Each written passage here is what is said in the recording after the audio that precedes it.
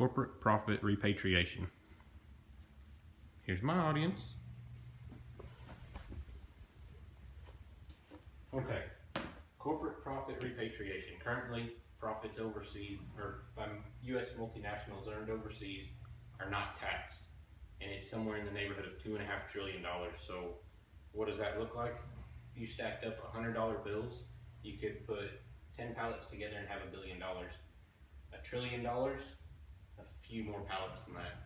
Currently, $2.5 trillion of corporate profits are overseas that have never been taxed by the government.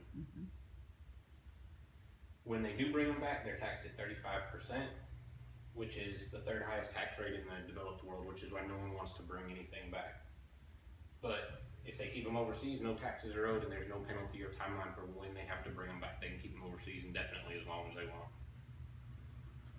And this is just a list of some of the companies' amount of money overseas. Again, $2.5 trillion is a massive amount of money. But why is that important? It's because that money never comes back, is never taxed, and can't be used for anything here. What could it be used for?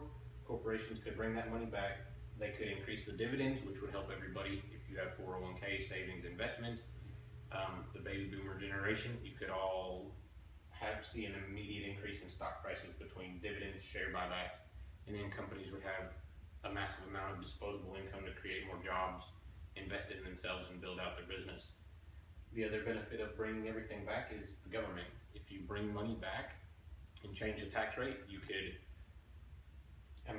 even just 10% of $2.5 trillion is over 200, or is a massive amount of money. You could decrease the deficit, infrastructure spending. The roads are bad.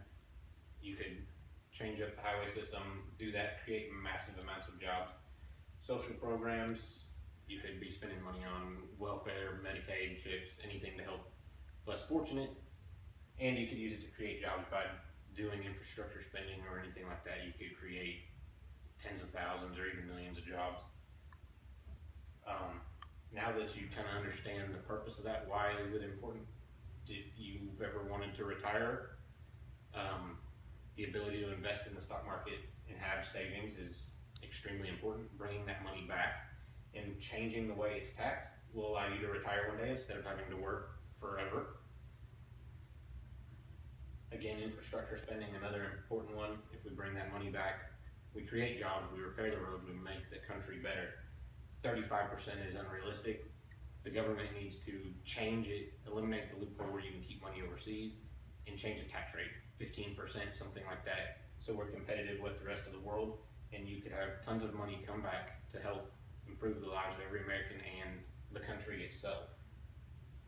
So we need to bring all that money back, and the key to this is Congress has to act. They have to change the rules. They have to change how this works, and the only way that'll happen is if enough people realize what's happening and see the need for it and want to make the change. So we need to bring the money back. Do you want to see increased savings, increased investments, returns for you, increase jobs in America, and have corporations stop just sending money and keeping it overseas? If you do, Congress, easy, just write them a letter, say something, and it get enough people, and maybe we can push it through. That's already something that's being discussed by the government, and it'd be a big boon to help close it out.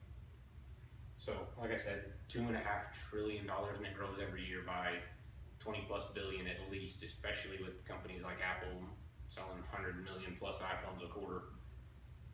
All of it needs to come back, and we can help make America better and improve everyone's lives. So, those were my references, and here's my audience.